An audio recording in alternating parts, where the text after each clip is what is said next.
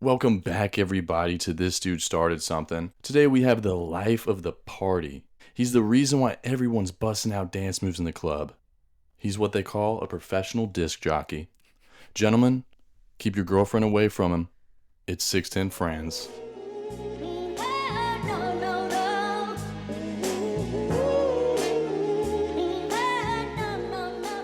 Yo, what's going on? Appreciate the pronunciation. You got that shit locked in. I did? Dang. Yeah. Oh, first time. Let's go, man. First time. Sixten Franz, like in an accent like that. That's sick, man. That's it. Dude, that's cool. Dude, we were going to ask you to hit an American accent. Can you do that? What kind of American accent do you want? That's pretty good. Whoa. That's pretty good. That was like almost like a nerdy one.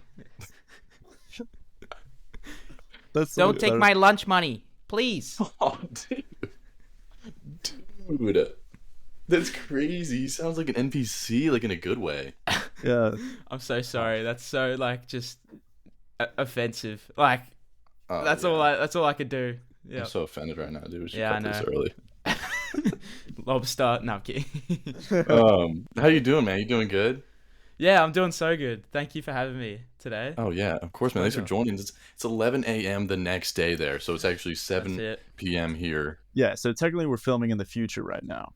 Yeah, if you want to say that. You think about it. Yeah, 100%. That's pretty awesome. Okay, let's just jump into it. I want to start at the beginning. I want to know what got you into DJing. How'd you get started, and how young were you? Okay. Well, actually, starting DJing would have been sort of when I was around 15 or 16. I got my first decks. I got it sort of probably as like a Christmas or a birthday present. But obviously the love for music was there way before that. It all sort of started just growing up, loved music. Reason I got the weird name, Sixten, is because my mum is Swedish, so it's a Swedish name. And They're good at chocolate over there, right? They're good at a lot of things, but they're good at chocolate, and they are very good at music. Like many big songwriters behind lots of big songs that you may not be aware of. There's this really big songwriter producer guy, Max Martin, responsible for so many hit songs during the 2010s. There's countless writers. We got people like ABBA, bands like ABBA. So they're very good at music, and mum just sort of put me on a bunch of good stuff early, and I just sort of gained an interest from that. And then sort of around maybe 11 or 12, I started just messing around making beats on my iPad, and then it sort of transitioned into my computer, and then I got more and more equipment with like each birthday, each Christmas that came. And then, I was just sort of mucking around, making music for fun. 15, 16 came around, friends were starting to have like house parties and stuff, and I'm like, I've never tried this DJing properly. Like I've never properly tried playing live, so give it a crack. And then since then it's sort of just kept going, and then I put out music properly online, and here we are. Oh, dude, that's so cool. I didn't realize ABBA was from Sweden. Also, I'm assuming Swedish House Mafia. That's the name. Yeah. That's big influence. Yeah. Oh, I bet, dude. The dance music and everything. Wow, that's super cool. So sounds like you have. Was dance music always it for you, or were you ever have you ever dabbled in any other genres? Yeah, I mean, I think I'm pretty open when it comes to what I personally enjoy. There's not much I don't like genre-wise. But I think growing up, I was really heavy on the dance music, but I was heavy on a lot of other music too. I think that was just the one that sort of stuck out to me the most as a kid, the one that gave me the most excitement sort of listening to it. So, I think just watching like all those, I used to watch like the live streams of all the big festivals like Ultra Miami and like Coachella and Tomorrowland and all these big festivals. So that used to be my David Guetta and stuff. Yeah. All those guys, just legendary. Loved it. Yeah, dude, that's pretty cool, man. Yeah. I loved it too. I recently just kind of got. I guess I don't know. In high school, I got into it, but I mean, like my parents were always like '80s, like rock and stuff. But then I kind of figured out dance music on my own, and it's something special about it, man. Like the samples and the just four to floor, dude. Just like, oh, it gets groovy, man. Yeah. What'd your family think about? I mean, obviously, I bet your mom probably supported it. Big influence on your life. What about the rest of your family? When you went and started doing gigs and stuff, were they excited about that? Yeah, both. I have a pretty small family, so I don't have any siblings or anything. It's just me and my parents. Oh, okay. Only child. Yep, only child, which, I always get like a bit of slack for that, but I think I'm different somewhat. I don't know, maybe not, but yeah, both of them were really supportive. When I played my first ever gig in a club, I had no idea what I was doing. And I live in Melbourne, but I live sort of an hour from the CBD, from the center of the city where the clubs are. So I think I was pretty much fresh 18 when I played my first gig. And this club had reached out, like when I was sort of 17. I was probably underage when they first reached out. And then I was like, oh, I still have to wait to like get my license, because in Australia you can go out and drink and party when you're 18. So yeah, I had to wait till I was of legal age, and then finally I was fresh 18-year-old, and then went to the club. But my dad actually came with me, not to the club, but he came with me, and he was like, "Oh, we'll get you like a hotel and stuff, and like you just go and then come back whenever you finish." And then so that's sick. You might have asked how much you made from that.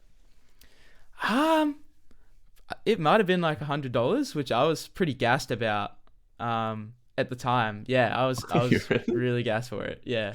That's funny, dude. Because like, dude, I feel like DJs can charge so much. Like, crazy, man. There's if you get to a certain point, there's like big money to be made, and it depends on the type of events too, for sure. Yeah. Yeah.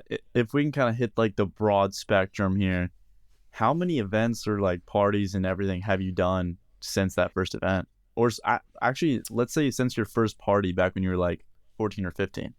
Damn. Okay. Well, if we're including like all the house parties and stuff, it's probably a few more, because like the year when everyone sort of turned 18 at my school, it was like every weekend I'd be showing up. I didn't even have a license, so like a driver's license. So mum was pulling up with like my speakers and my table and my speaker stands and everything, and so I just get dropped off with like a slab of beers. Do you know what a slab means? No. Slab, okay, no. That's like Aussie jargon, and it just pretty much means like a case, like a whole like a 24 pack of beers or something. Yeah, the only slab I know is from Minecraft, is like, you know what I mean? Yeah, like a cobblestone slab or something. Yeah, that's all I know, but that's good lingo. We were going to ask you about some Australian lingo. We can get that a little later. We'll get there, yeah. For sure. Yeah, so I got dropped off to all these parties, and so pretty much every weekend I was doing whoever's 18th birthday party it was. So I sort of became the local DJ in my friend group, and then transitioned to the clubs after that, as I just mentioned. But in total, it's hard to put a proper number to it. Maybe like, I want to say maybe 100, close to, maybe. Okay. So all right. a few years party worth. animal, dude. Yeah, for sure. Wait, that's sick, fun. Dude. Yeah, you had to be like, I mean, everybody's probably like, yo, Sixten, what's up, man? Like, dude, that's sick. Dang, dude. That's pretty cool. It's good fun, for sure. Oh, yeah, man, for sure, dude. Yeah, I mean, this is kind of freaking lame compared to what you do, but I DJ'd one wedding sick one time. So, yeah, man, I got one under my belt. I didn't even know, like, I don't even know much about you guys, so I'm keen to just, like, get to know you guys and what you do. But you've DJ'd, so you DJ as well. A little. I mean, a little. Actually, I'm in communication with getting my second wedding. I just hit up this girl. She's getting married. Make sure you're charging for that. Weddings are where the money's at. Oh, I know. That's where the money's at. Charging like $3,000 for like an event, dude. It's crazy. So I definitely want to get into it. But yeah, like I said, I only did one, and I had no idea what I was doing. Like they asked me to do it like week of, right? I was like a backup, and I show up, and I'm like, oh shoot, I don't have this cord. I'm like, bro, I gotta hit up Walmart real quick. We're in like Knobster, Oliver, which is in the middle of nowhere. Yeah. And so we had to drive like 40 minutes to just Walmart. Quickly, where are you guys actually? Which state are you from? If You don't. Oliver's from South Carolina. South if you know where that is. Okay. Yeah. And then I'm from Missouri, Kansas City. Yep. Okay. So like in the center. And are you both based somewhere else now? Well, we're both from Kansas City, and I'm in South Carolina now. He's still back in Missouri. Oh, okay, okay. Got you. Yeah. Sorry, continue. Oh, yeah. Well, yeah, this gig was in Kansas City, and man, I mean, it went pretty well after I got that chord. I mean, it was fun. I really enjoyed it. And I mean, something about it, man, it's fun because you get to see everybody just super excited. You know, anytime you go to a gig, like you're just hyping people up. And I love dancing as well, which I feel like you do too. I've seen your Instagram. Oh, definitely, yeah. Oh, yeah, I love, that's like the main thing for me is like, I'm never going to be the top DJ technically, so may as well just like try and provide as much energy as I can as like an asset. So yeah. I was gonna ask you, how do you come up with new dance moves? Oh man, Fortnite. No, I don't know. I don't know. New dance moves. Dude, I literally have that written down, Sixten. Do you play Fortnite? I have that written down. You know, I used to be. I was an OG player, but not too much anymore. But back in the day, I was That's there. funny. Yeah, me and all my mates dropped on like, prime Fortnite. I'd say I was there for it. Back in the day, yeah. Yeah, where are you dropping? You dropping Tomato Town? Honestly, like Tomato Town's alright, but why did I say tomato? You guys are Americanizing me. I said tomato. Dude, we got him, man. We already got him. You got me. Oh, fuck. That was our goal, man. Wait, am I allowed to swear? I don't know. Yeah, you're good. Are you sure? I can turn it down if you want, because No, you're totally fine. No, turn it up, Aussies man. love to swear. Aussies Yeah, we absolutely can love to swear. just slap an explicit on it. No worries. All right, perfect. Yeah, but Salty Springs was like the go-to at the start. Oh, yeah. Yeah. Dang. Yeah. Respect. Salty Respect, Springs. yeah. Yeah. That's the spot. Okay, so do you so you get your dance move for Fortnite, that's cool. Do you create your own do you ever create your own tracks, I guess, anymore? Yeah. That's like essentially I probably have, if I'm honest, more passion in doing that than I do playing live. I mentioned earlier, like when I started just making beats on my laptop, on my iPad, whatever, when I was younger, that was really like one of the most exciting like things to find. As a kid, I'd sort of treat it like you would for like video games or something. If I'm bored, I would just hop on, and whatever genre of music, whatever artist that I was listening to at the time, I'd just be like, oh, I'll just try and make something like that, or just try and make a cool little idea, like thinking nothing of it, like absolutely just. And I kind of miss that, because now that I get, I can say I don't really think I'm that professional, but I can call myself a professional. I do it for work. And then it kind of loses a little bit of that sort of innocence and that sort of passion that I had at that time. Still love it, don't get me wrong, but like the intentions of creating were just a little bit different then. It was very much, childlike and just very, I'm doing this just to have fun. So, definitely always been making tracks and still continue to do so. And I definitely think I'll be doing it for like all my life, even if I'm not a professional or whatever. If I'm bloody working in an accountant job and I'm 35, I will always try and find some time in my life to sit down and just make something creative on my laptop.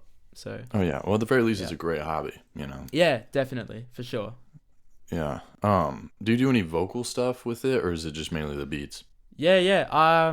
Well, when I was like throughout high school, I was in like a music class for a few years, and I was in like some school bands and stuff. And I met some friends through there, and like we, collaborated on different musical projects and stuff. But I was never really good at any instrument. I was just kind of like really average at a couple. I was never like excellent at any one instrument. Like I played a bit of drums when I was younger. I can dabble with keys, like all that sort of stuff. And then I could also sing a little bit. So at one point I spent like a fair bit of time just singing with my school band and stuff and classmates. But yeah, I have done a bit of vocal work on my own productions, which is cool. And I think that I probably need to do it a lot more, if I'm honest. Like I've done so many remixes and stuff, and like sample flipping and just creating original music with samples that using my own voice is probably something that I would love to do more of in the future, because it's then more of my own. So that's cool. Yeah.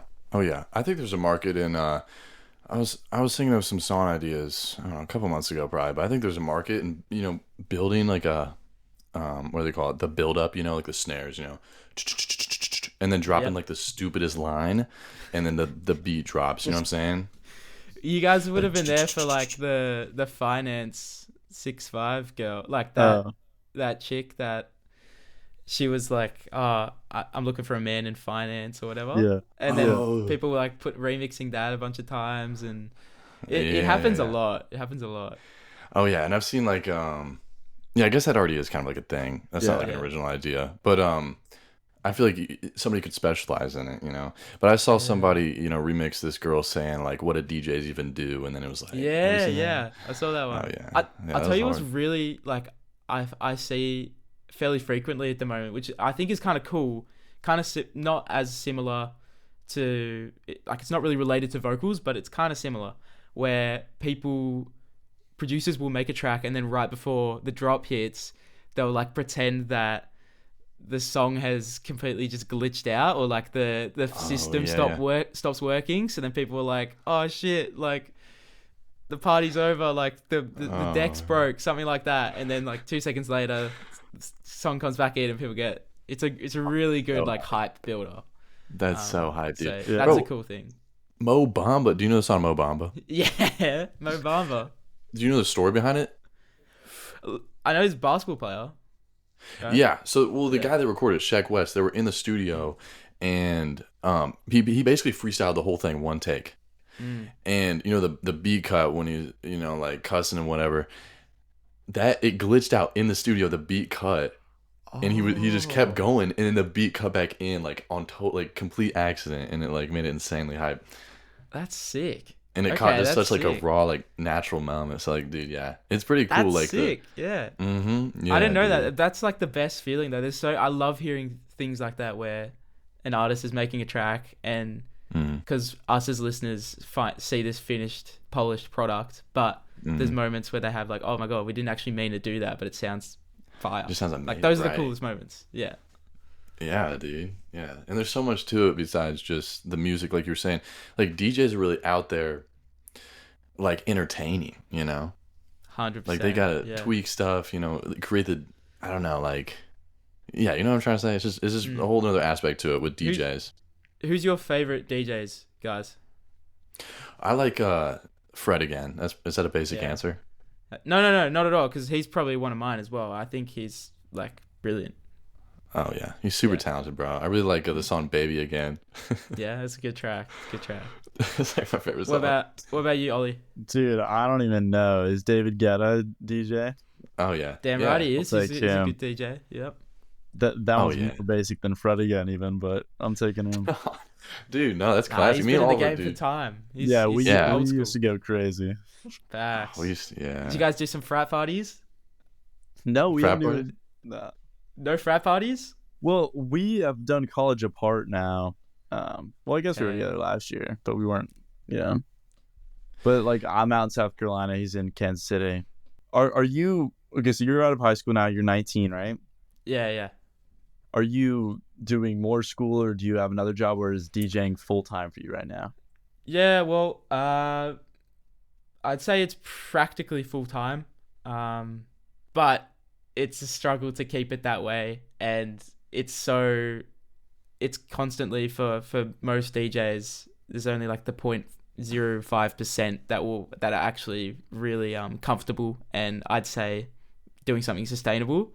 For most aspiring DJs, it just feels very uncertain if you've reached a level where it's like, okay, I can live off what I'm doing, but I don't know. I still kind of feel like at any moment it might just like all drop off, which is probably just more of a reflection on me than the industry. But I think a few people would agree with me. But yeah, I do work a little side job though. I'm from a little wine region in Melbourne, so there's a lot of wineries here, and I work at one as like a pretty much like a just serving wine to people. So do that a few days a week, make a little bit of extra cash. Last year I was just doing like a gap year, so I just took off. I got into like a uni course, took off the whole year and put it on hold, and then sort of tried to do music. This year came around and I was sort of like, I'm young, why don't I just keep trying to do it, and then, like, if it doesn't work out I can go to uni then, or something else will come up. So I'm sort of just being a degenerate again and just having a year off again, so we'll see what happens. Gotcha. Yeah. And how do you find most of your bookings? Yeah, I was doing it for myself for a while, but because I don't really know the industry too well and I'm not super good at negotiations and stuff, I don't have too much experience. I managed to get signed to like a booking agency. So thankfully I've now got a booking agent who helps me out. Shout out to Sam. So my boy Sam, he helps me out, helps out a few other artists as well. And he's very tapped into the music scene in Melbourne, in Australia. So that's how thankfully I get some bookings through him, and he takes care of it. Gotcha. That's awesome, man. Congrats, dude. Good. That's honestly a big deal. Yeah, it's sick. What's your favorite event you've DJ'd? It's pretty easy to say this, but Okay. I went to Europe last year in August, and I played some events in Germany and Ibiza. So pretty much all of them would be my favorite, but if I had to pick one, I did this 3-hour set at a festival in Hamburg in Germany. So I'd never really heard of this festival, and I had no idea what to expect. And I got to this, I was sort of opening one of the stages, so I was sort of the first act on, and I got there and I didn't know what to expect. There was sort of 20 people there, and I'm like, okay, this is cool. Like, if anyone turns up, I'm happy, because I'm just like this little kid from Australia. Like, no one knows who I am here. Yeah. So it's pretty sick if anyone turns up. And then it was great because I was sort of playing some slower stuff, like kind of a bit more chill, and then I could sort of build the set because I had 3 hours to do so, and really could just dig into some deeper cuts on my USB, and then eventually speed up the tempo a bit. Some more people sort of started coming into the stage, and then sort of by the end of the set, I was handing over to this bigger German DJ, and people, there was maybe 100 or 200, maybe 300 people there. I can't really estimate, but there was a fair few people there, and the vibe was just really pure, and like I loved it. It was just like a really good atmosphere. So that would definitely be up there as one of my favorites. Dang, that's awesome, man. I almost wish I could have been there, dude. Like, it just sounds sick. You got to do it. Oh man. Oh, maybe I'll come out to see it sometime. Have you guys traveled much? I've never been to Europe, no. Okay. Or Australia. Okay. Yeah. Have you been to the US? I actually haven't. I have not. I wouldn't mind it though. I have friends that have been. Yeah. I don't know. I wouldn't know what to expect really. I feel like Australians get this really, and myself included. Like I fully take accountability for this, but I think Australians get a really, like specific view of America and sort of judge it like really strongly before people even go over there to see for themselves what it's like, or what it's like in different regions of the US. So like what's the stereotype? I don't know. It's just very Should I plug my ears? I don't know. Well, I don't know if we want to get into it. With this. I don't know. It's just like, I'm not even full. Stereotypes is you're all dumb. You're all, like, you all have no like basic education. Like, you're all school shit. You're all, yeah, I can see like, that one. There's a lot of stuff to do with Trump. I don't know how you guys sit about it. We won't get into that, but a lot of stuff to do with Trump, a lot of stuff to, I don't know. We get this very skewed lens, and I'm not sure if it's like that everywhere. I'm sure everyone is not like this. Yeah, because portrayal. You probably only hear the bad stuff too, and it's also like a game of telephone. I mean, by the time it gets to Australia, it's probably like pretty different from how it actually is. And like, I don't know, I'll vouch for America. It's actually pretty great here, and we would love to have you. I'll speak for all Americans when we say, Sixten, you should pull up and DJ sometime. Come. Oh yeah. Brayden, I mean, I gotta get a bookie. I gotta get booked over there. Yeah. I'll be there. Yeah. Yeah, dude. I'll open for you, and you'll be like the main card. Yeah. Let's do it. That'd be awesome. Where would be a good spot to DJ at? Over like in the US? Would be a chill spot? To be honest, I don't know too much about the different scenes. I have a friend who's been living, or like a DJ friend who's been living in Canada, but is from Australia, and has been making really good trance music. Sort of been getting like good attention online. So his name's Jokes on You, and like his music has been getting really good play from international DJs around the world. Oh, so, nice. You said trans music or what? No, trance. All right, I wasn't sure what we're getting into. I'm not too well versed on trans music, but trance could be music, hype. It could be hype, or could be hype. I'm sure there's probably a crossover there. There's probably it probably starts one way, ends another way. There's probably a fair bit of trance music that is trans as well. Like, they're very well connected, the gay community. Oh, yeah. Well, there's so many genres. Music, dance music. Yeah. So, yeah, this guy, his name's Jokes on You. He's been living in Canada, and he told me recently he got a gig in Los Angeles, and it was like an illegal rave kind of thing. And he like showed me some videos, and it looked sick, and it looked organized, but... yeah, then he was also like, it was a little bit ratty though, because like he said he felt a little like unsafe like on the streets nearby and stuff. So I don't know. Yeah, I feel that. Yeah. LA is probably not ideal, but honestly, like any big city here, you could probably do pretty well as a DJ because there's like a ton of people that just need music, and even if that's just a wedding, I mean, 100%. Yeah. Do you know Justin J? I don't think so. You should check him out if you don't. He's really cool. But he's been like, he's like now living in Germany, and he's like really killing it. I think he just had a Boiler Room set.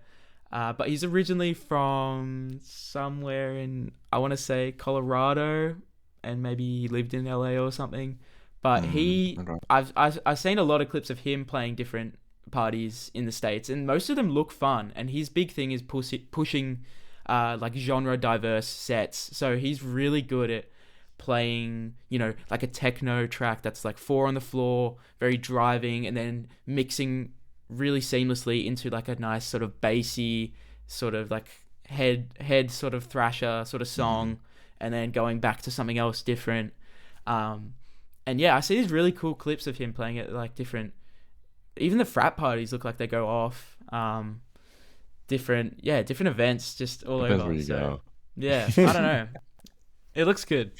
Yeah, man. I mean, I think I want to go to like Europe or something to experience what it's like to be in like a club there, because it's way different. I mean, like the music that you guys are playing, in my opinion, is a lot more hype than what they play here.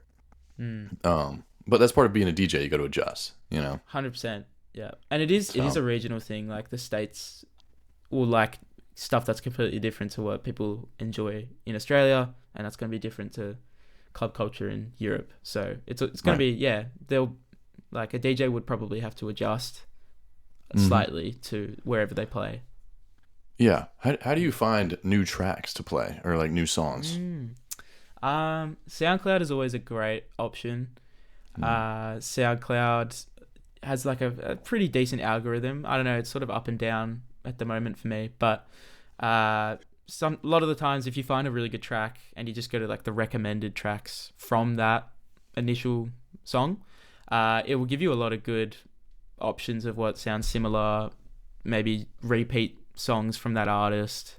Other good tools are things like just watching live streams or YouTube sets or listening to a DJ live even, and just like Shazamming the song if you're that tapped in. But you're always kind of YouTube listening. is good. Yeah. YouTube is good. Like you'll get to a 30-minute mark or whatever. There's a song you really like. Check the comments. There's usually that one goat that has like the full track list. But if that guy's not there, then you do a bit more digging. Someone else is probably looking for the same track. They go like, what's the ID at this point? And then you get another legend come in that will drop his knowledge. Oh yeah. Or drop their knowledge, and then yeah. That's such an act of kindness. Like, who's doing that? Who's taking the time out of their day? And if it's a really good track and like no one knows what it is, then that person is Legendary. fully like certified old school raver. They must be like vinyl collection or something. I don't know. Yeah, they went to school for that or something. They got a degree in DJing. Yeah, man. 100%. Yeah. Shoot, I had a question. I lost it. Dude, I got an Australian question. Okay, Yeah. Let's go. What's your favorite food there, and like what's the food scene like in Australia? Like, what are they eating? All right. Okay. I'd say that's the one thing that I feel like you could easily criticize us for. We don't like have like a cuisine. I feel like like there's no, like, I'd say America definitely has a cuisine. It would probably just be well known as like Western food, I guess. But you've got burgers and like fries, and I'd say that's just like the conventional American cuisine. But in Australia, we don't really have like a meal. I'd say it's more just like kind of snacks that are really quintessentially Australian. But something like what do we got? Like a sausage roll is big. That's like it's kind of like a puff pastry, but you've got like a sausage inside it, and it's baked. Like a pig in a blanket. Oh, I have not. Yeah, kind of. No? I think somewhat. Maybe like the gourmet version of it? But it's a sausage. Maybe. Yeah, sausage roll. We do a lot of like baked goods. Lamington is like very Australian. That's like it's like a sponge cake, and then it's like got jam in the middle, and then it's like coated with this like coconut chocolate coating. It's like soft. It's like a soft sort of marshmallowy texture. Sounds good. We got like, have you ever heard of like a Tim Tam? Tim Tam? Team 10? Like Jake Paul? Yeah. Tim Tam is like this, it's like a chocolate biscuit from like the biggest, like cracker biscuit brand in the country. Arnott's. What else is like quintessential? Yeah, I don't know. We usually just steal other people's food, to be honest, and just call it our own. But I will say, like, the actual food culture, and because of that diversity, you get really good quality food. Like I think Melbourne is a fantastic city for food culture, for restaurants, whether that be like 5-star restaurants or just smaller local chains that are, cheaper but still really good. So there's a lot of like good food here. Sydney's the same. Like South Australia, Adelaide is really good for food and wine. They sort of are like a big wine state. So yeah, they're really, really big on gourmet food, and yeah, I think we do a lot of good food. Yeah, no, Sam. Definitely. You kind of look like what's his name? Oh, Steve Irwin's son. Rob Irwin. Irwin. Rob. Yeah. Doesn't he? Both of them national treasures. Yes, I don't know. absolutely. I've never actually heard that for me, but I'll take it. Yeah. Oh, yeah, I see that. Doesn't he? Are you guys like big fans? Like, do they have statues of Steve Irwin? Not statues per se, but I think maybe like digital statues in the form of just many, many TikTok clips, just being like the GOAT, rest in peace. People loved him for sure, and I'm pretty sure I was really young when he actually passed away, but I'm pretty sure it would have been a day that was all over the news, and lots of people in mourning, and very sad. Yeah, man. But Yeah, I think his son works at the zoo. I don't know Yeah. which zoo. I'm sure you guys have a lot of zoos, but yeah, one of the national zoos up on the Sunshine Coast, so above Brisbane, if you know where that is. Like okay, northern part, where it's a bit more tropical. and it's a huge country, right? Massive. I mean, like, how long would it take you to like fly there? To fly from the States or to just fly up to Brisbane? Just fly from like how far is Melbourne to Brisbane? That would maybe be 2.5 hours, 3 hours. Like in a Something plane like or car? In a plane. If it was in a car, it'd probably take maybe Like Brayden, isn't that crazy? 14 hours to drive or something. I don't know. Yeah. It's nuts. I actually just drove like last week. I went on a road trip with my girlfriend to Adelaide. So that's sort of, what is that, like 1,000 kilometers away or something? Which is, I don't know what that is in miles. But it's far. Yeah, It took us like longer. Yeah, it took us maybe 9 hours in total to get there. So it's and that's not even like half of the country. So do you guys drive Definitely. fast there? yeah, a lot of speeding, heaps of speeding, especially when you get out to parts of the country that aren't very urban. A lot of speeding. I still think we probably have a drink driving problem, to be honest, like pretty badly. Oh, shoot. It's I think back in the day it was very just, I don't know, like in the 80s or 90s, I'm sure it still would have been like, I've had 7 beers but I'm driving home. I don't know. Well, it is illegal there, right? Yeah, 100%. Okay.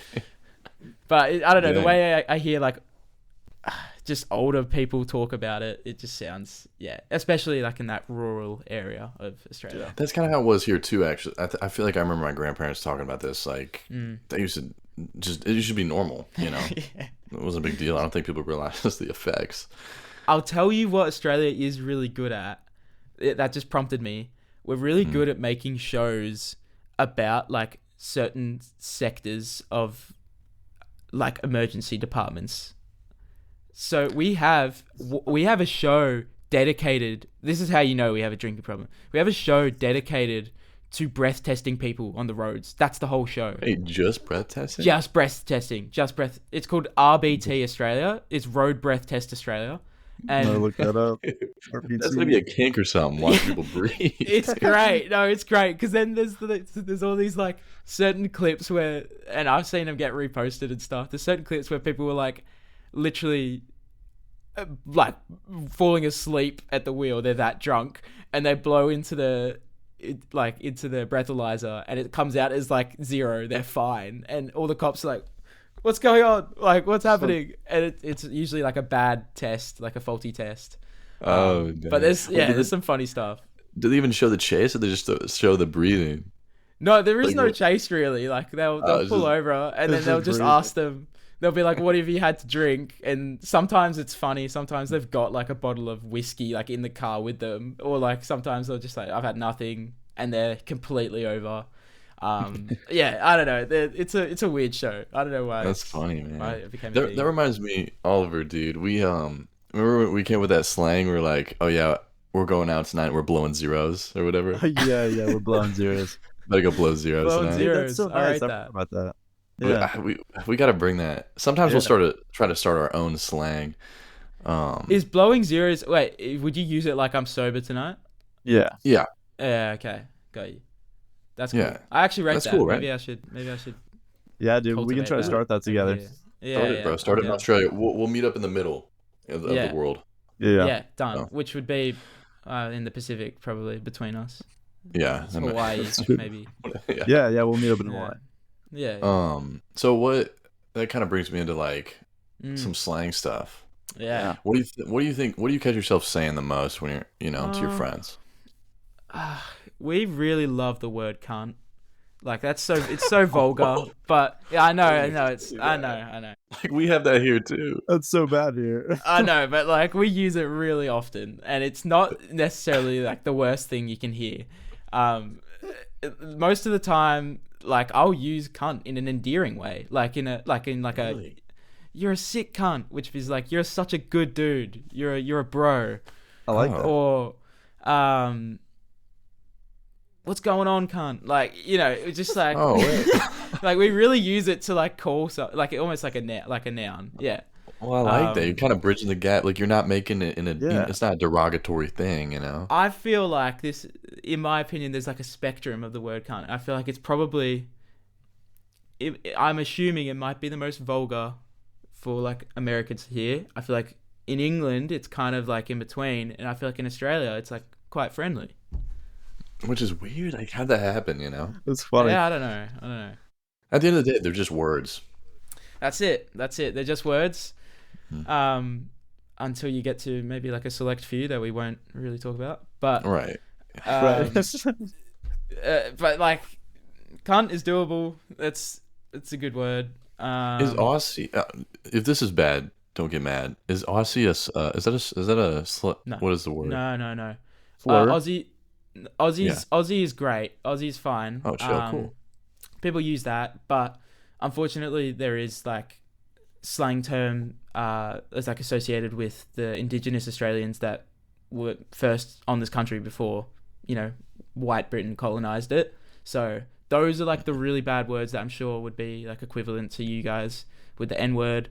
Right. So there's there's a few words like that are really, just stay away from really that. bad. Yeah. Just don't talk about it. Yeah. Of course. You said like gassing earlier or something.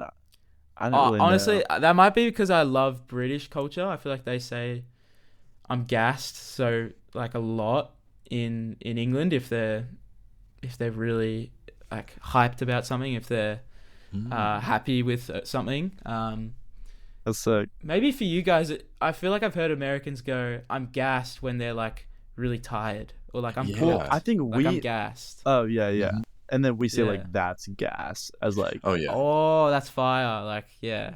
It's literally like fire. Yeah, it's before the fire. Yeah. It's gas. It's true. That's true. I get that one. So, but it's Lights weird because fire. it can mean different things on the context. Yeah. You know? Yeah. In Australia, do you feel like, because in America, I'll start talking slang and my parents like, what in the world? What is he saying? Is there like an age thing there where there's young slang and the old people don't know what you're talking about? Unfortunately, like all the brain rot children in America have like plagued the children in Australia. So I think it's just like universal brain rot from like Hey. I don't know from like I'm sorry, 12 man. like 14 and under probably. Yeah. So yeah, there is genuinely kids like in Australia that are walking around going skibbity riz. You know, What does like- it even mean? I don't know. I don't get it, but that's Yeah, we can genuinely move on. it is a thing. Well, I have a question. Did the Hawk Tour girl make it out there? Oh, for sure she made it out here. Wow. And This is crazy. this is great. In Australia, our biggest sport is Australian football. Have you heard of this? No. Oh my god. Okay. When you guys got spare time, please just look up like AFL biggest hits and AFL I don't know sport breakdown or something, and you can learn the rules if you want. But I think it's a fantastic sport. I genuinely like. I'm not even the biggest AFL fan there is in this country. Like there are diehard AFL fans here, but I still think it is one of the best sports like created. I think it's fantastic. It's kind of a combination of like American football plus rugby plus maybe soccer as well. I think it's kind of like it feels like a combination of three. There's no padding at all. No, so they're pretty much just wearing singlets and short shorts, like practically underwear, and they're just like running around absolutely clobbering each other. Viewers. Yeah. Like for the weirdos. Yeah. And we have like in Australia, we have the Melbourne Cricket Ground in Melbourne, which is 100,000 person capacity stadium. And this thing sells out like frequently during the season. That many people go to watch it. For the AFL Grand Final, like the Premiership, like the Championship game or whatever, it is full. And in Melbourne, where the sport is probably the biggest, the streets are like dead quiet during it. It is fantastic. But yeah, it's pretty much you can use the ball with your hands and kick it on the full as you would sort of. I forget what the term is actually called in NFL, where you like just punt the ball from your hands to your foot and it goes flying. Mm-hmm. You can do that. You can't throw the ball as you would like a quarterback or something.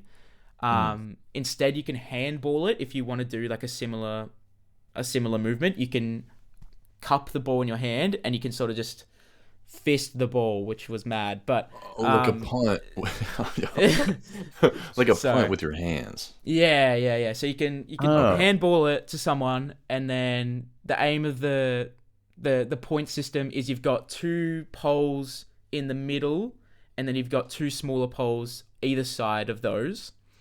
And if you kick it in between the 2 middle poles, you get 6 points. If you kick it in between either side, left or right, you only get 1 point. And so these games, they have high score lines, but they're good. How far away you said you had to kick it into the goal? Yeah, you got to kick it. You got to kick it into the goal. Okay. Do some people just try to kick it like when they're way back at the? You don't understand how big the oval is for this. It's like, God, I don't know. I would have to look it up in like miles or something. Oh man. Let's quickly just like have a little bit of an office moment. That's his typewriter. We got 0.11 miles long, which is what? What is that? Or just give us yards. We understand yards. Yards is better. Okay. All right. Okay. I do feel stupid, bro. Sort of around 160 yards. Oh, shoot. It says 148 to 202. It's so probably that's 200. Yeah. That's bigger than a football field. Yeah, I think so. Yeah. It's huge. 1.5. Dang. Okay, huge. so I see. Yeah. It's a great sport. You should definitely look it up. Yeah, well, we'll make sure to turn on a game sometime. I think we got one coming up in March. Do it. Yes, that's the season's starting again. And the reason I brought up Australian football is because, holy shit, now we're backtracking a while. I just went on a rant. But the reason I brought up Australian football is because my favourite team is called Hawthorn Hawks. The Hawthorn Hawks. And for a while, when the Hock Tour girl was like trending, everyone was doing this trend of like Hock Tour ball, like that we're playing Hock Tour ball, and it was like their social media admin and stuff was like doing all these memes and of course it was gotta milk it. Good. Yeah. So that's why I brought it up. Yeah. Dude. That's kind of funny, man. A big team like that's like making jokes about that. 100%. Yeah. What do they call it when you score? Yeah, goal usually. Okay, all right. I was just wondering because football's like a touchdown, Yeah, fair enough. Yep, or like rugby's a try. So yeah, we just call it a goal. Oh, okay, cool. Yeah, but good sport.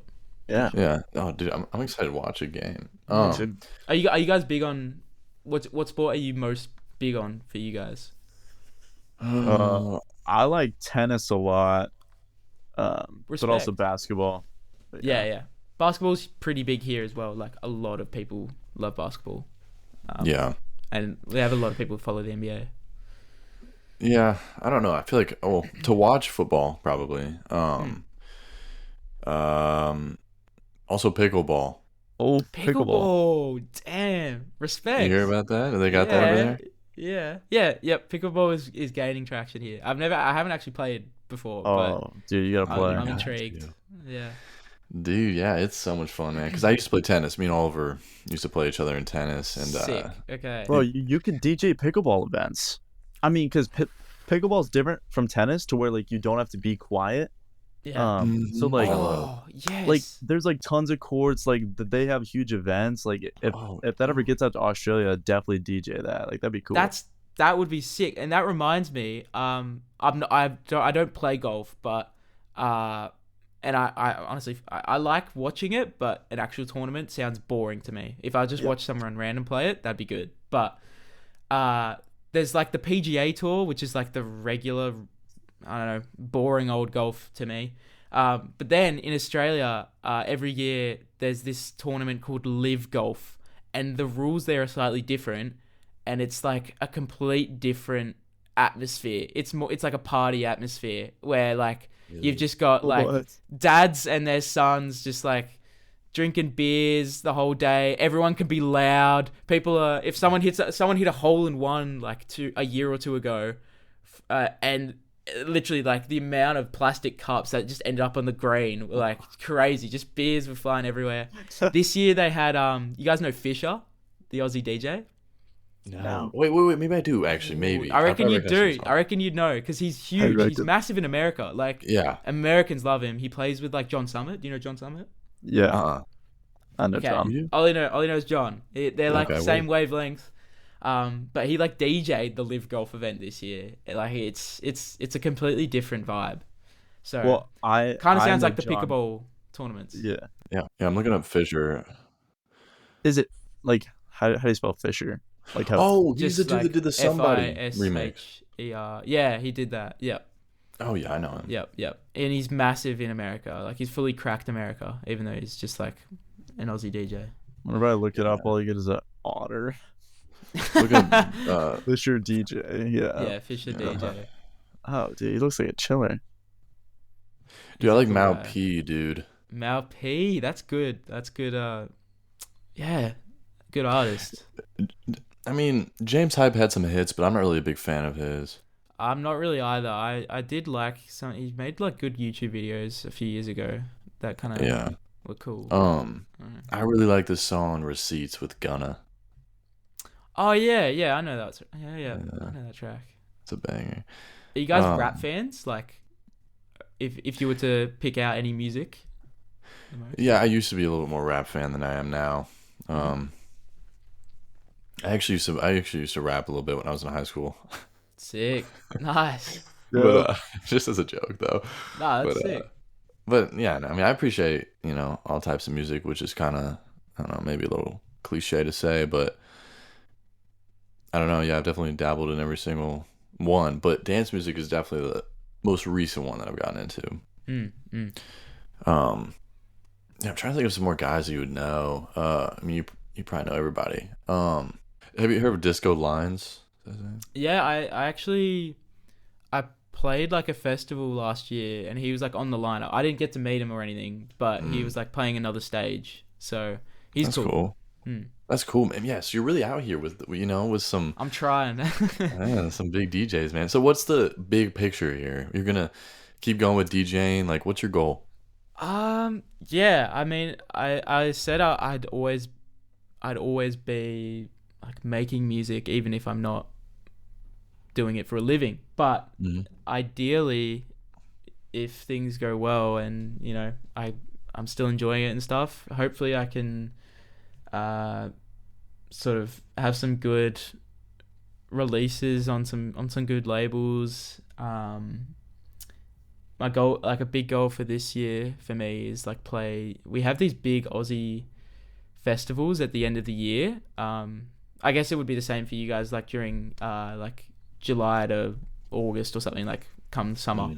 But yeah, we have these really big outdoor festivals in the middle of nowhere, pretty much, like in rural areas. And my goal would probably be to play one of those. I think I'm going to try go to Europe again this year and try play some shows there. And then, I don't know, if things go really well, then maybe, next year or the year after or something, I'd be maybe living in Europe or staying there a bit longer to play shows. I don't know. Would love to tour elsewhere in the world. Would love to go to the States if I can, or I don't know. So I'm pretty open. Yeah, man. Well, that's the way to do it. Keep your options open and see what happens. See what life hits you with. That's cool, man. Oh, sorry about my ringer. You're fine, man. I have a question, and I don't mean this in like a bad way or whatever. Have you ever had? I mean, because this happens to everybody, but have you ever had like a bad set? And, Yeah. You know what I mean? Like it's just kind of like you're like, dang, man, I wish that didn't happen. Yeah. I still have, and there's multiple reasons why a set might not be the best. But I still have sets like recently where I might play it and like it might feel not that good because like I'm playing in an area where not that many people turned up, or I'm playing on the wrong kind of day and it feels a bit quiet. Sometimes that is a reason for me to feel a bit discouraged, but other times I genuinely play a set and I go, holy crap, I'm stinky, I suck, like what's going on. The worst thing you could probably do as a DJ is like stop the music, and it doesn't happen too often, but I have done it before. Thankfully, most of the times it happens, it's not at a bigger set where lots of people, where I have like an actual audience that are into the music and grooving. Usually, it's sort of happened to me when it's been like a quiet room or something, and it doesn't really affect too much. But sometimes I'll make mistakes, and everyone will make mistakes. Every DJ will make mistakes, which is kind of good because it kind of shows that I think it's cool to see someone as big as Fred again or Fisher or John Talbot make a mistake, because it reaffirms, they're actually playing live. They're not legit, playing a pre-recorded set. So exactly. How do you stay? Because it's like you're always. Do you have 2 decks, or how many decks do you have? Depends. What the venue has access to and what they've set up. Okay. Sometimes it's like 4 decks plus a mixer. That's like probably the standard club equipment. Okay. That's really good as well. Like CDJ 3000s, which I think are the newer turntables from Pioneer, like the newest version. I'm pretty sure. Those are probably so expensive. Plus a good mixer. Yeah. Oh my gosh, it's like 10 grand in total, probably. Crazy. But sometimes like you don't need that for a club. You could just have 2 decks and a mixer, and you can that'd be fine. Right. Yeah. But yeah, how do you stay relaxed when you're mid set? Because it's like you always got to be thinking to the next track, right? And do you queue up a song like at the beginning when you first? I mean, when do you queue up the song, and how do you stay relaxed in that whole process? Yeah. I'd say every set is usually a little bit tense in the first 5 minutes ish, because you're just really trying to, maybe you're usually taking over from the person before. Person before has built like rapport with the audience. They've been together for an hour listening to music. You take over. Some people might decide, the next DJ's on, I'm just going to go get a drink, I need to go to the bathroom. So to keep people there is really like a tense feeling, and it doesn't always work. So I think, first 5 minutes is always a little bit stressful. Then you sort of settle in. And then to keep relaxed during the set, the best thing I could have done would be prep a little bit before I get up there. I find personally the sets that I have a lot of, maybe not necessarily an exact order of what I'd want to play, but I just have options of sort of clumps of tracks that are in the same key or have the same sort of energy to them that I could play sort of in sequence. Maybe I could play this song and then another song that's in key. So if I have a lot of prep, then it will usually go better. That's probably the biggest thing I could do to stay relaxed. Okay. Yeah. And then I guess you could just, feel out the crowd, like, Definitely feel the energy, what type of music they like, and then just slide in songs as you're going, Yep. But that happens a lot. Yeah. Oh yeah, for sure. And but yeah, just to have a couple planned out, probably helps your confidence too, because you're like, okay, this sounded good. You know it did. Yeah. And then like you're back in, So it's a good strat, man. Man, yeah, I wish we had more time because I would love to just pick your brain about DJing stuff, especially if I got this event coming up. Yeah. But I got a question. Yeah, You said you had a girlfriend. Did you meet your girlfriend DJing? No. Actually, like before. Oh, really? Probably before I even got like fully into DJing. Definitely I might have been playing like those house parties. Okay. Yeah, it was a few years ago. So definitely. Like girls are always hitting on the DJs, Yeah. I mean, I'm pretty good with just being like chill out. Yeah. He's good with the shawties, dude. I'm like, I think I'm pretty good with just being able to just, not get too much attention or whatever. Okay. So, it's Smart. good. Yeah, man. No, I can tell, dude. Yeah, I would. Man, I would love to have you DJ a party that I was throwing. Yeah, we gotta have him out to America. Oh yeah, man. We should throw a big party. Dude, whenever I go to New York, I'll hit you guys up for sure. Word, man. Yeah. Yes. I wanted to ask. We can wrap it up here pretty soon. I'm like easy. If you guys have something to do, or if you want to keep going, I'm like enjoying it. So whatever you guys want. You're easy. Awesome. Word. Yeah. That's a bit of slang. Yeah, I'm easy. Oh, bad. I like that. Dude, bro, I don't even understand why they have zoos in Australia. all right, I'm taking these off. I'm not gonna lie. I'm gonna die. Okay. You can take this off. Well, like mine are a little different. Like I can't even see into mine. Yeah, yours are true. like, oh my god, do you know who Red Foo is? Oh, no. Oh, yours are Red Foo glasses. They're food. Red Foo, like a I've got a foo, like an afro foo, like Afro, like a fro. Yeah. Red Foo. You probably know him because he is American. He's American. Wait, is he the guy that sings like the "Sexy and I Know It"? Yeah. LMFAO. Yes. And, my god. Totally. Yeah. But like they were big in Australia. Like they were like that guy was on Australian talent shows and stuff as a judge. Oh, damn. Really? So there. Oh, speaking of that, do you watch Love Island Australia? I have I don't watch every season, but if my girlfriend's really invested, she'll be like, okay, you have to watch some with me, and I'll be like, all right, and then I'm like, I'm not going to enjoy this, and then 2 episodes later, I'm like, oh my god, Selena did not cheat on Matt. Like, I'm in it. So awesome. Yeah. That's how it went for me too. Yeah, it's honestly pretty entertaining. It kind of. Have you heard recently about this Spanish show called Temptation Island? Yeah.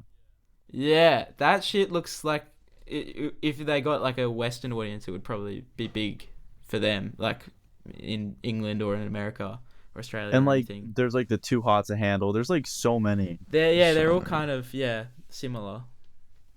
Yeah, and there's Beast Games. Like, the Beast Games. Yeah, you guys been interviewing like. Didn't you? I saw I did a bit of digging. Yeah, you like interviewed someone. Yeah. We've had 3 people from Beast Games now. Holy, that's crazy. Yeah, it's been really fun, and like it's crazy like hearing the stories of like actually being there, because it's like it's so much different than what you see as a viewer. Of course, and because it's such a big production now, and like so many people are involved, it'd be interesting to hear what people thought. Yeah, like I thought the hardest part would be like never knowing what time it was. Like that would stress me out. Like if there's no clocks and I don't have my phone, like that would stress me out. Like I wouldn't know when to go to bed. Yeah, because that is like a proper scientific like phenomenon, right? If you don't have access to time and you don't have access to light, like natural light as a cue, I'm pretty sure it's like you would genuinely move your sleep pattern so far from what it was. Yeah, something like that. Yeah. You would mess up like your biological clock. Yeah. Which would not be fun. But yeah, that's crazy that they did that. I don't really know why they had to do that. That's insane. Yeah, that's hardcore stuff. Ooh, right there. Brayden, What? we should try to get like from every viewer that we have on now, we should try to have them give us like one or two people that they'd want us to have on, like that they know. Because like the guy we had on previously, he said, "Oh yeah, you should have like these guys on," and we're like, "Oh yeah, that'd be great." Like, Sixten, do you know or have anyone in mind that you think would be down to come on, or that we should just try and get on? Yeah, do you want like more like people related to music, like in my sort of world, or just literally anything? Just anyone. Just any cool connections you got. Who's So more Australians. Yeah, I mean, damn, that's tough. I would say maybe he's not Australian, but I feel like he might, because this is so stereotypical, just because he's American, he might like really vibe with you. But this guy called Gusted, Gusted, and this guy's a friend of like that Justin J person that I mentioned. So he's also a DJ, also living in Europe. But he had this really big remix sort of when like techno really started getting popular after like 2020. And that really like put him on like this big sort of journey of music. And then I don't know, I feel like he would be an interesting guy to talk to. And he would probably give you some more insight into like the depths of the American scene as well, because like I don't know much about the American music industry, so he probably have some stuff to say. Yeah, it says he's from Boulder, Colorado. Yeah, I saw that. Yeah. Cool. Who else I got? I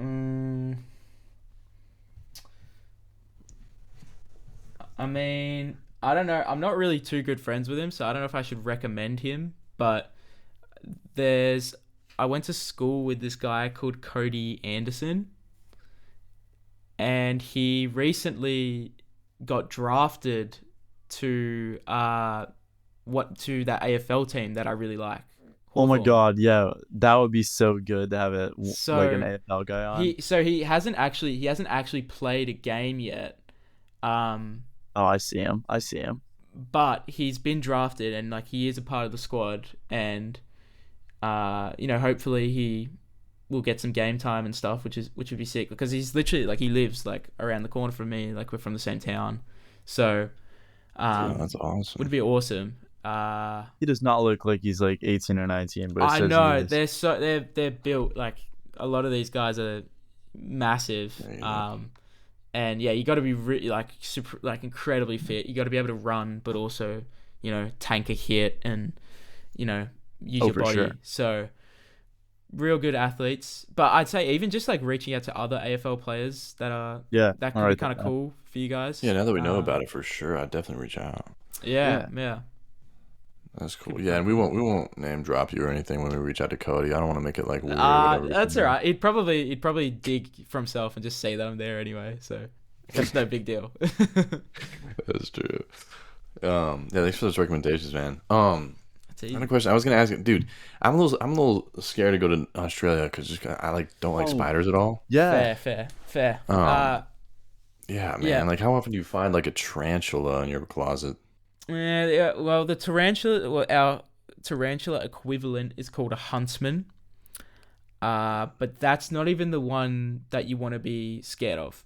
A huntsman is chill. A huntsman should be your boy. Learn to embrace the huntsman, because the huntsman, if it bites you, you're not gonna die. Like, it will be a harmless bite. It will be like getting bit by some sort of ant or something.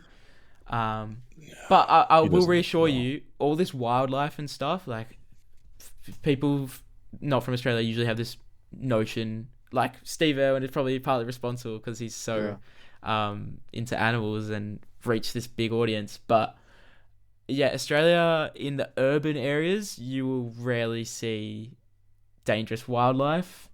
If you go out to, if you travel for like 2 hours outside of a city, you might see a bit more wildlife. But even then, if you stick to like towns and suburbs and stuff, you're gonna be completely chill.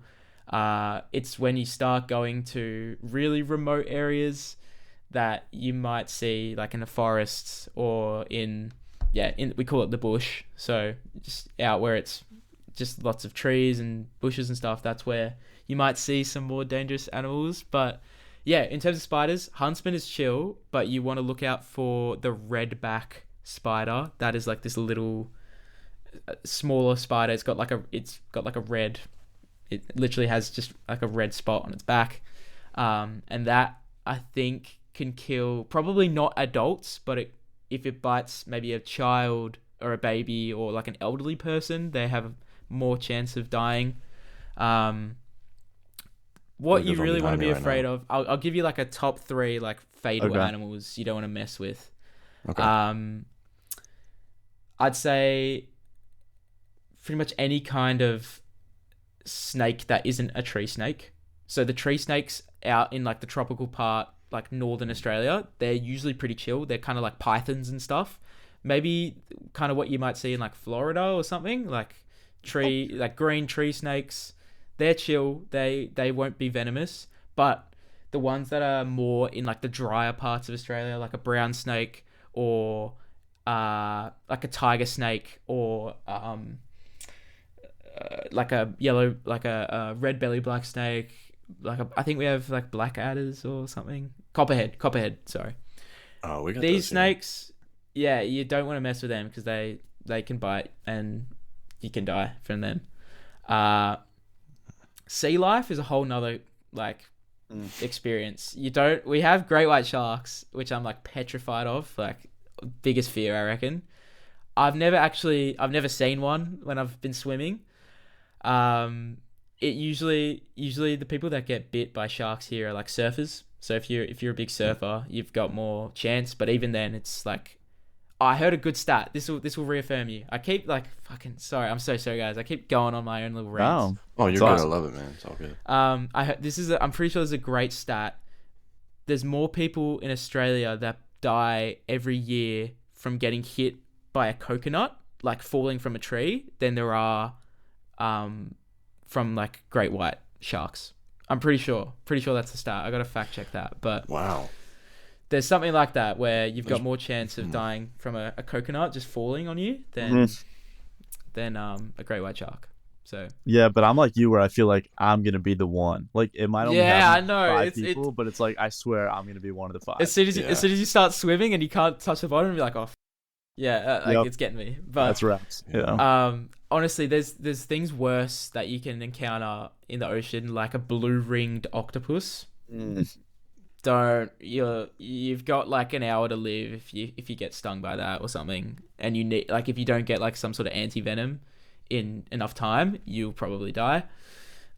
You got like stonefish. It literally is a fish that's like disguised as a stone. So if you step on a stone, oh my God, and it might be a fish, and if that touches you, you're pretty much in the same position. What? It can sting you? Yeah. It's got like, its back is like spiky, and it's not good. And then the other thing is like a box jellyfish. So it's all these things that you probably wouldn't expect. Like I would expect, if I wasn't Australian, I'd be like, sharks would probably be the biggest killer. But the biggest killer in oceans is probably drowning, to be fair. We've got like pretty rough oceans, lots of surf coasts and stuff with big waves. So double backing to the breath testing show, we have this whole show about lifeguards. So we have this show called Bondi Rescue.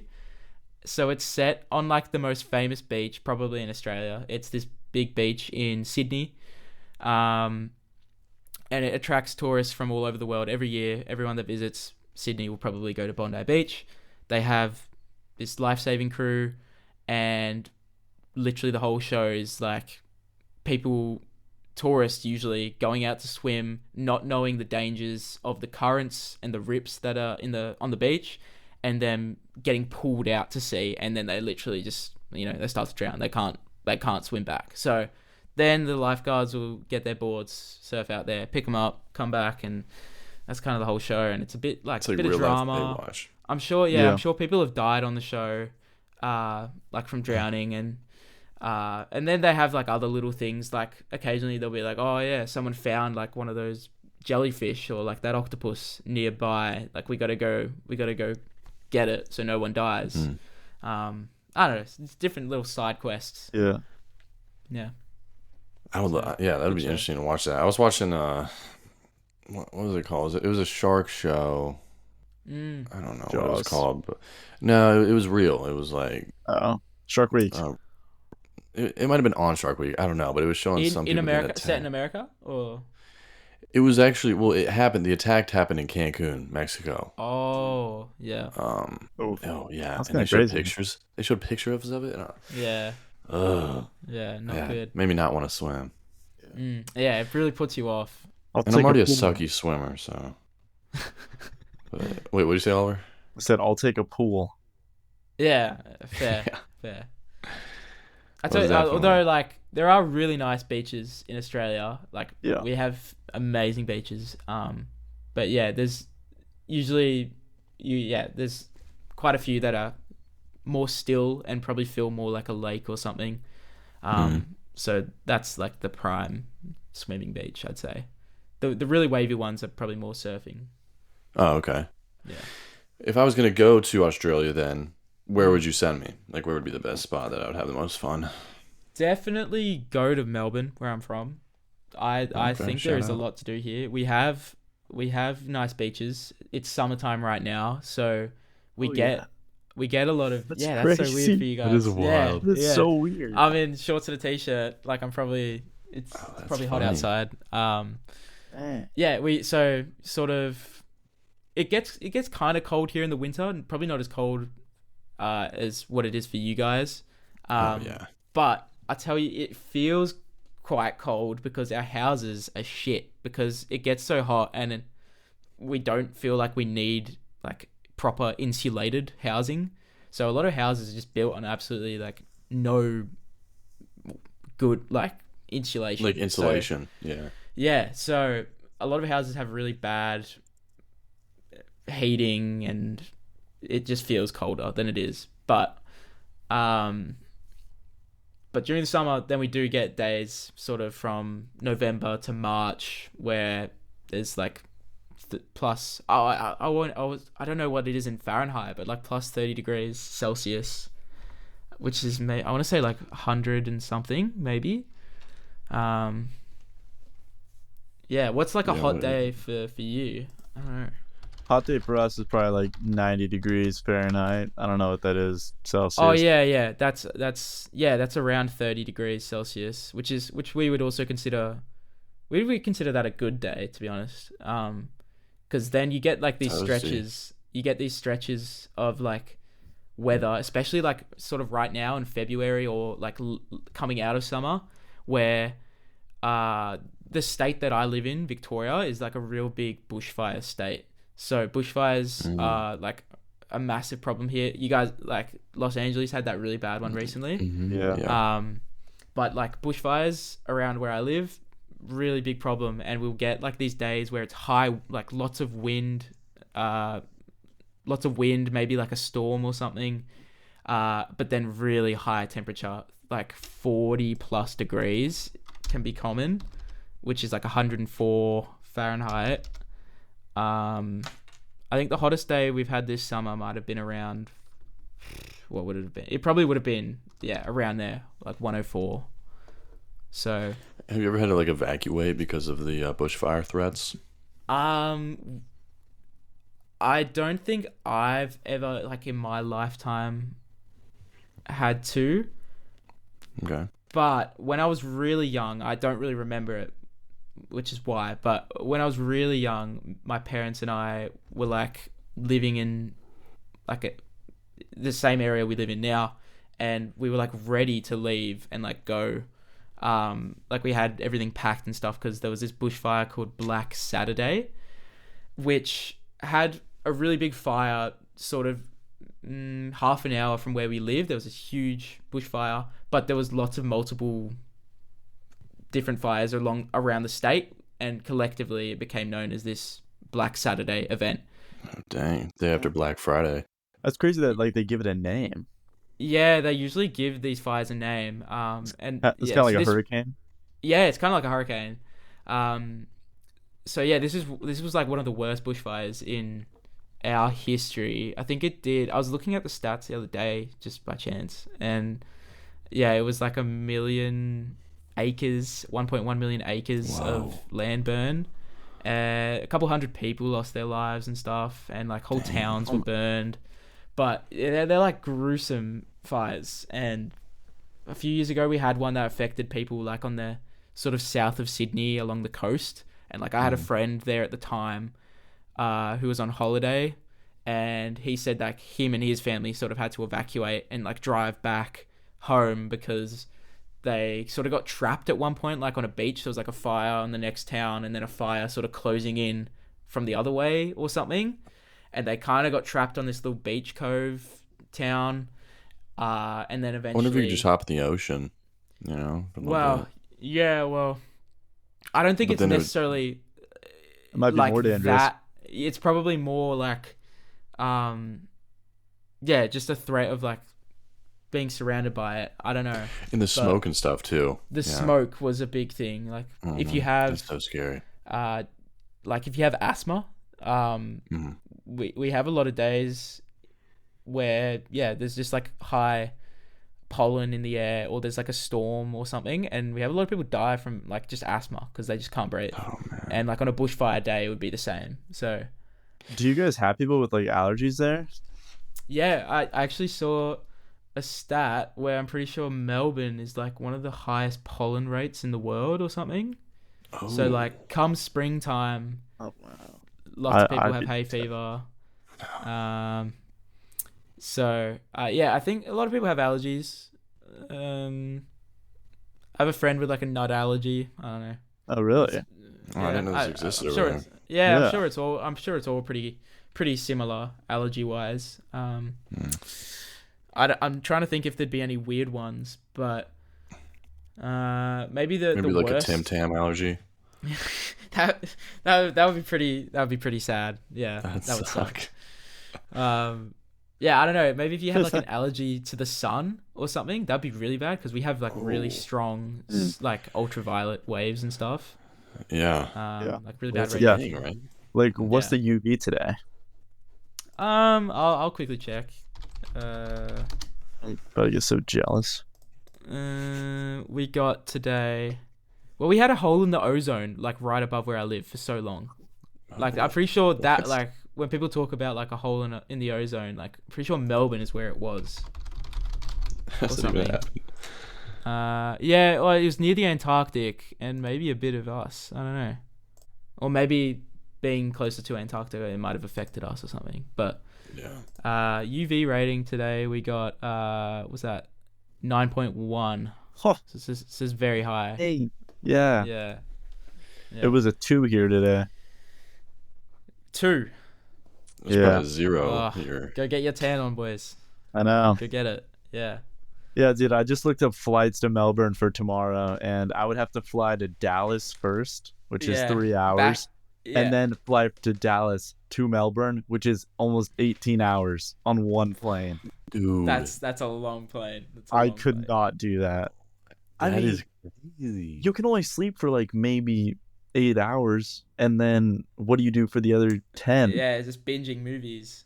Oh yeah. Well, and it's also airplane sleep. Like that sucks. Yeah, it sucks. Yeah. And like your legs hurt. There's the biggest airline in Australia, Qantas. I'm pretty sure like maybe next year they're gonna start doing this flight route on a newly designed plane that has like less seats than a normal like airliner. And I'm pretty sure they're gonna do Melbourne and Sydney, both those cities, to either London or New York direct, which is a huge flight. So and I'm pretty sure they said that it's like a 22-hour flight. So that on one plane would be crazy. Yeah. Oh yeah. Yeah. Long flight. That's crazy they can even do that, without having to stop and get gas. Yeah, I don't know how that would work, but crazy. I was looking at the design, and they have like a health and wellness like section of the plane where it's like you get up and do some yoga and shit. And Oh, okay. yeah, Well, so that could be kind of cool. Okay. They got like a Yeah. weight room. That would be dope. I think Until I there's don't think turbulence. that would. well, that would mess up a lot of the weight distribution too. There'd be some customer complaints. My suitcase that's 30 kilos, so I can't have that, but I can have a dumbbell. Like, Yeah. But also, do you like, if the mean? plate starts knocking around and the weights are flying. yeah, Oh. that's also like a hijack hazard. Surely, someone just Oh, grabs that's a a weight weapon. and just like, That's true. Yeah. yeah, Dang. Yeah, dude. That idea came and went, man. That was yeah. I don't know about that. That's so funny. Or man. it's a good video idea for like some sort of Mr. Beast type YouTuber. Do like a marathon like on a plane, like just back and forth. That's a good idea. Oh shoot. Or like okay. treadmill on the plane or something. I don't know. Oh yeah. Yeah. Oh, he's got to do something with the plane. Oh, Yeah, I Yeah. like get it. highest marathon, right? Mhm. Highest marathon, that's it. 26 miles at 26 miles up. That'd be crazy. Last to leave the treadmill on at 10,000 feet type of thing. Yeah. Dude. You heard it here. Yeah. Give us the airline. Pair up with Delta. Delta is the Yeah. sponsor or something, That's so Yeah. true. Yeah. Well, you got anything else you want to add, Sixten, before we cut it out? We gotta hit another one sometime. Most definitely. Yeah, I'm down. I'd love that. Yeah. No, I love just chatting shit. That's a good term. A good bit of slang. I like that. Yeah. I love chatting shit. Yeah. Having a yarn that's like incredibly Aussie. Yarn or yawn? Yarn. Yeah. What does it even mean? Having Like a yawn. That literally means like having a chat. Okay. And then a good term if you're annoying someone with how much you talk, it's like, oh, Ollie's like, he's been so annoying. He was chewing my ear off the whole night. Chewing Okay. my ear off. I like that. Yeah, not in like a literal like Mike Tyson way. No. Just- Literally just like yapping. Yeah. I like that, dude. Dude, thanks for the lingo, man. Yeah, there's more to come. More to come for sure. Yeah. Cool, man. Well, yeah, if you guys, Oliver, if you want to close it out, and that was awesome. You want me to close it out? No, here. yeah. I'll let you close it out with another banger because the intro is pretty fire, and I feel like you can cook something up. Okay. Well, But thank you, Sixten, for joining us. We're definitely gonna have you back soon. Oh, also, if you want to 100%. shout out your socials real quick and Yeah. anything else you want to say. Easy. Sixten_F on Instagram. You can find me, Sixten, on Spotify, SoundCloud, all the music apps. So yeah, it's been real. Yeah, and if Yeah, you man. guys want to book him in the Melbourne area or anywhere else, and you're gonna fly him States. out, let him know. Come Hit knocking. him up. Yeah, hit him with the DM. That's it. all right, guys. Yeah, thank you for joining us on this episode of This Dude Started Something.